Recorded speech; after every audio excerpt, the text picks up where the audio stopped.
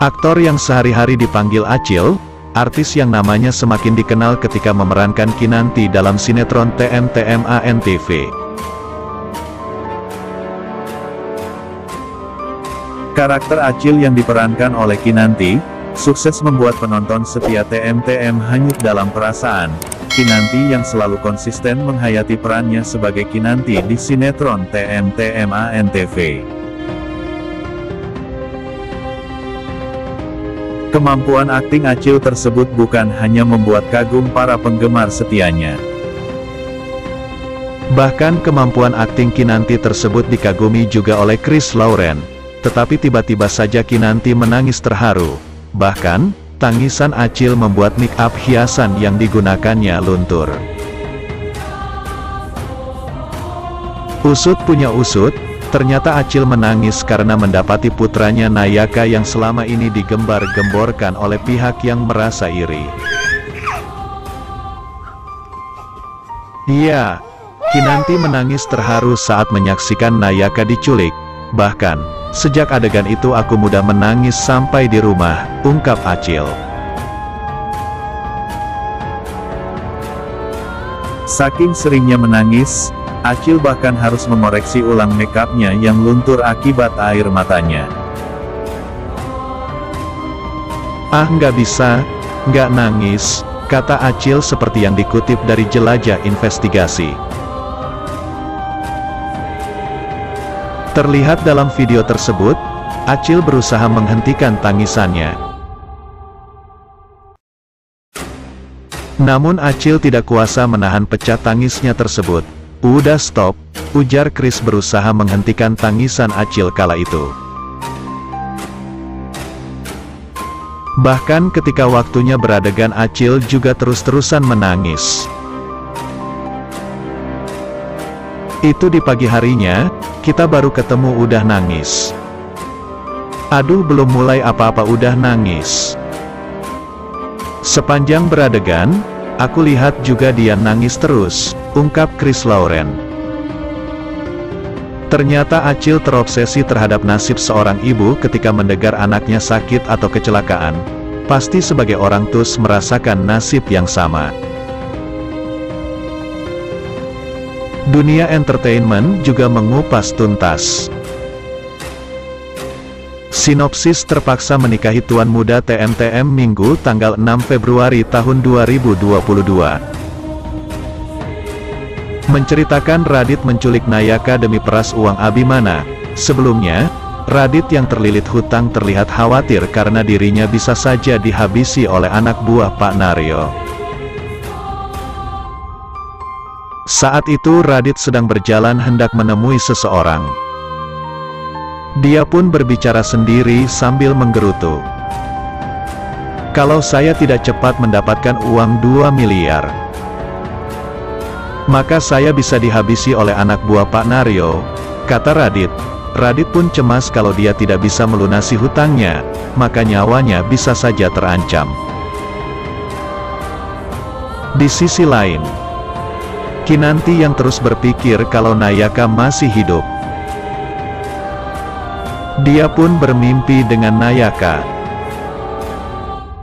Di mimpi itu, terlihat Kinanti dan Abimana sangat bahagia menggendong Nayaka karena anak mereka masih hidup. Tiba-tiba Kinanti terbangun dan mendapati dianya hanya bermimpi, dan itu membuatnya kembali bersedih. Di tempat lain, Dodi yang mengetahui asal-usul Nayaka tidak jelas. Dia pun kembali mendatangi rumah Amanda untuk meminta uang.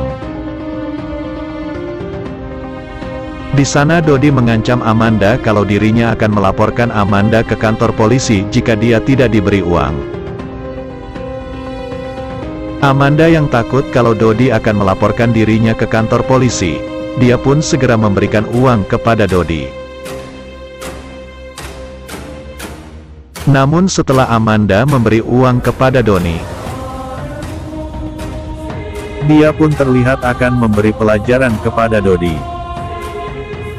Berani-beraninya dia memeras saya akan pastikan dia akan mendapat pelajaran, kata Amanda. Setelah Dodi pergi, Amanda pun meminta seseorang untuk menghajar Dodi yang telah memerasnya. Di tempat lain Kinanti semakin depresi dan menggila hingga menculik bayi orang lain. Seperti yang diketahui pada episode sebelumnya, terlihat Kinanti berjalan sendirian di taman. Hal itu dilakukan Kinanti karena dia kecewa pada David dan juga Abimana yang tidak mau mempercayainya. Padahal Kinanti yakin jika Nayaka masih hidup lantaran dirinya pernah melihat seorang wanita menggendong Nayaka di dekat rumah Amanda. Dan Kinanti pun memberitahu hal tersebut kepada Abimana kalau Nayaka pasti diculik oleh Amanda atau diberikan pada orang lain. Demikian Kinanti ingin melaporkan Amanda ke polisi karena dia yakin bahwa Amanda telah menyembunyikan Nayaka. Mendengar hal itu, Abimana pun mengatakan kepada Kinanti kalau dia tidak bisa memenjarakan Amanda dengan tuduhan yang jelas. Kemudian Kinanti bertanya pada David, apakah dia bisa membantu memenjarakan Amanda. Namun David juga mengatakan hal yang sama. Dia setuju dengan Abimana karena mereka tidak ada bukti yang kuat untuk menuntut Amanda. Setelah mendengar dua jawaban dari Abimana dan David, Kinanti pun sangat kesal lantaran tidak ada yang mau percaya pada dirinya. Sontak hal itu membuat Kinanti sedih dan dia memutuskan untuk pergi sendirian ke taman, tanpa memberitahu siapapun. Sesampainya di taman, Kinanti bertanya-tanya mengapa hanya dirinya saja yang bisa merasakan kalau Nayaka masih hidup. Kenapa tidak ada yang mau percaya pada saya kalau Nayaka masih hidup, kata Kinanti. Selain itu, Abimana dan David pasti mengira bahwa Kinanti saat ini sudah frustasi dan gila memikirkan anaknya.